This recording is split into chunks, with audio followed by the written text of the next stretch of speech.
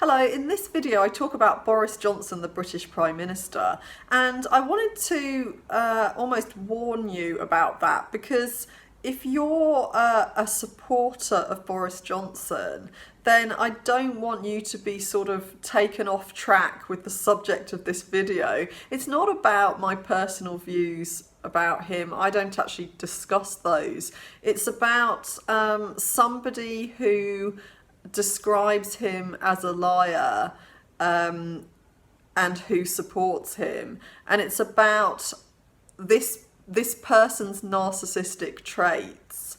So I have so far steered clear of politics because I think that, and I explain later in this video, I don't think it's necessarily helpful in keeping people focused on the messages in these videos. You know, I think it can lead people off track. So just try to keep an open mind if you're somebody who supports him, and if you don't like the idea of him being called a liar. You know, it's not about whether or not he's a liar, it's about the narcissistic qualities that this person has who has described him as a liar. Hello, I heard the weather is going to become really horrible in England soon and really, really cold, so I thought I'd make the most of it being milder and make a video somewhere with a nice view for you to look at. I don't know if I should move. I think hopefully you can still see the nice view behind me. So I was going to make a video about something quite different, but on the way up here in the car, I was listening to the radio, and the radio presenter made me think of something else that I thought would be quite a good idea for a video, because he was behaving really narcissistically, and he was saying that Boris Johnson is a liar. He's lied about quite a few things, and is he the best man to lead the country because of Brexit, and he said that that this was kind of maybe showing his darker side, the radio presenter's darker side, and when he spoke about Boris Johnson, he didn't speak about him lying as being a bad thing. So it wasn't that he was saying, in spite of his lies, do you think that his other qualities mean that he would be a good leader for us?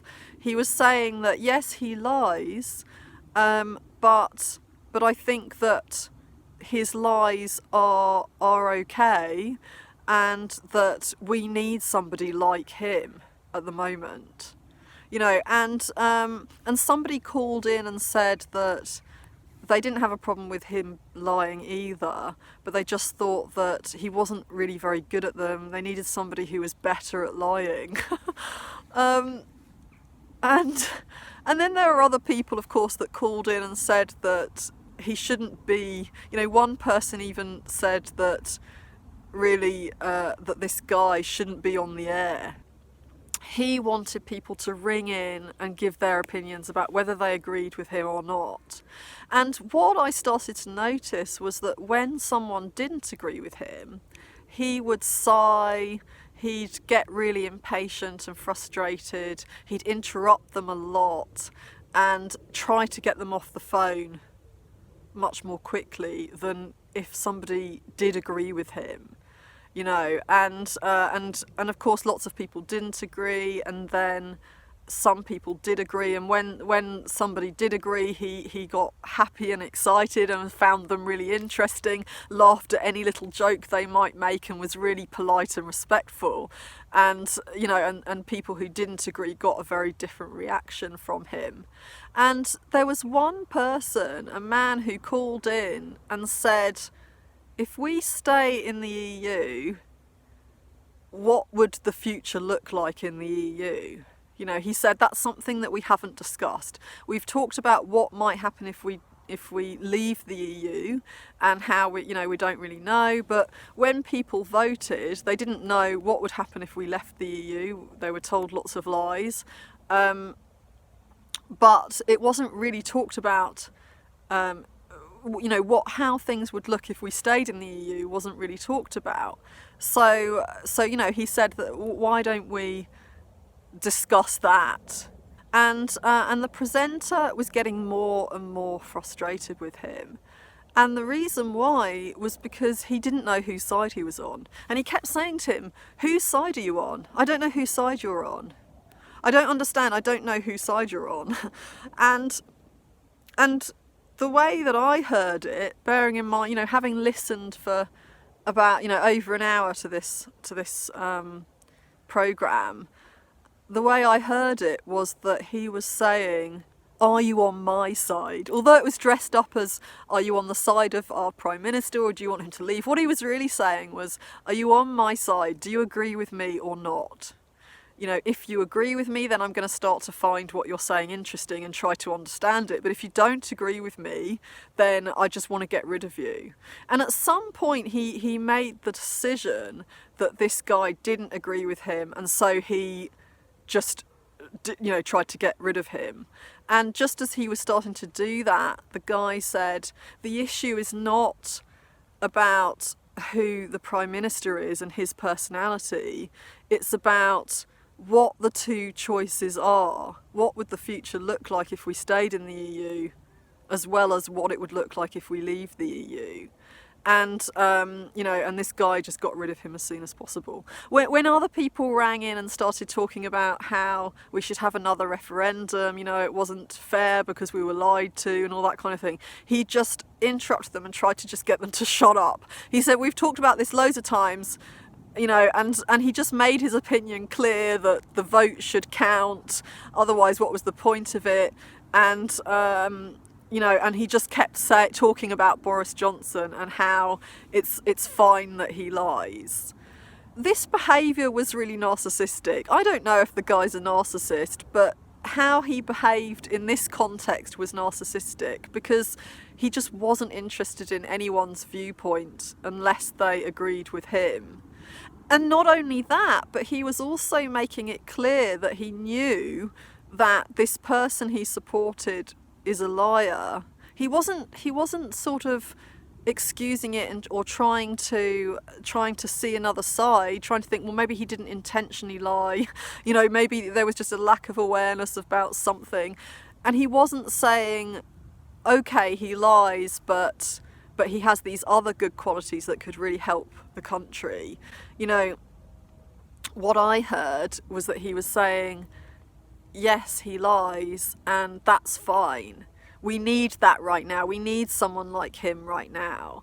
And he admitted that that's his dark side coming through. So again, that's narcissistic, because he was seeing these immoral characteristics in somebody and saying that that's okay. Anybody who didn't agree, he was being rude to, and he was showing contempt for. And it made me think about how all narcissists have the same question that he had to this person who called in. Whose side are you on? Are you on my side, or are you against me? And that's how they view the world. They're not interested in people's individuality. If anything, that just gets in their way. They want people who are going to give them narcissistic supply by either agreeing with their opinion and so validating their opinion, or if they had a different opinion, starting to be persuaded around. Narcissists are convinced that they're right, that their view is above everyone else's view. And I think that to some degree we all suffer from that when it comes to politics. We can all be convinced that our viewpoint is the right one, but I think that usually, I think most people are aware that the other side is going to have some points that might be good points. They might have thought of something that we haven't thought of, and that you're not really going to have a leader who gets everything right either. And you get narcissists on either side politically, they're not just all on one side. You get them on either side, and they're people who are just convinced that their way is the right way, and that anybody else just needs to be, anybody who disagrees just needs to be crushed. And that translates, you know, in day-to-day life. When you meet a narcissist, they want to know about your character in terms of what they can get from you. Are you going to be empathic and warm and make them feel good about themselves and care about them? Are you going to be somebody who won't get in their way, who will let them have their way? Or are you going to be someone who blocks them? You know, if you're too much of an individual, then your point of view might matter too much to you, and then you're not of any use to them, unless you happen to be identical to them.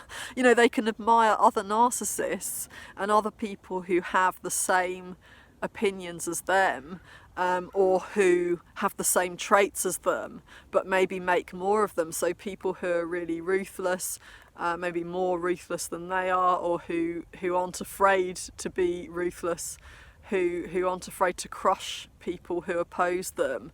Or you might have, there might be somebody who's more successful than them, that they've been greedier or something. You know, they might admire people who are less ashamed to show everyone their true colours and behave really narcissistically. So, for example, a covert narcissist might admire a more overt narcissist, but that's not the same as admiring someone's individuality. Because, you know, individuality is about who we really are, and you know, our hearts, what our hearts tell us, what we really care about deep down, our vulnerabilities. I think a lot of us can be interested in people who have a quality that we want more of in ourselves, and that's what makes different people interesting to us. But when it comes to a narcissist, although they do that as well, as I've said in terms of narcissistic traits, they wouldn't be interested in anything that involves vulnerability or standing out from the crowd because of what your heart tells you, because of integrity, or not being afraid to talk about how you feel when other people are. None of that is of any interest to a narcissist.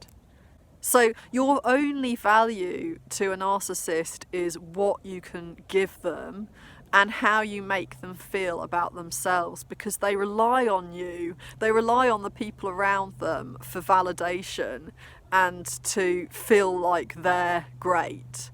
You know, and unless they feel like they're great, they slide down in the opposite direction, and they hate themselves. You know, when they're not getting narcissistic supply, they have to face the self-loathing that they feel deep down.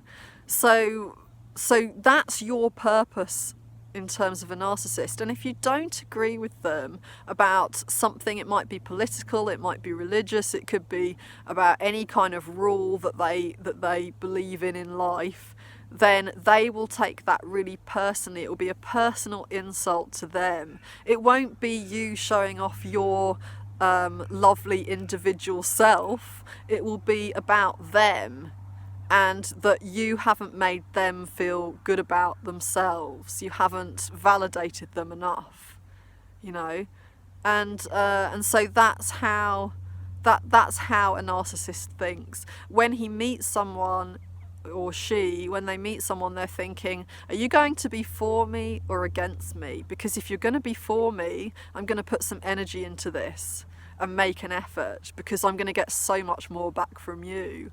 But if you're not going to agree with some of the things I say and do, and then you're just going to be an obstacle in my path, and I don't want to put any time or energy into you. I just feel contempt for you. And sometimes, you know, if you've been in a narcissist's good books because you're playing by their rules, whether you're aware of it or not, you're making them feel good about themselves, and then you show some individuality and you disagree with something that they say, they can suddenly show that contempt, because in their minds you're now against them. So I'm going to leave it here. I'm going to quickly show you the sunset before it disappears. If you haven't subscribed, please subscribe, and I'll see you in the next video.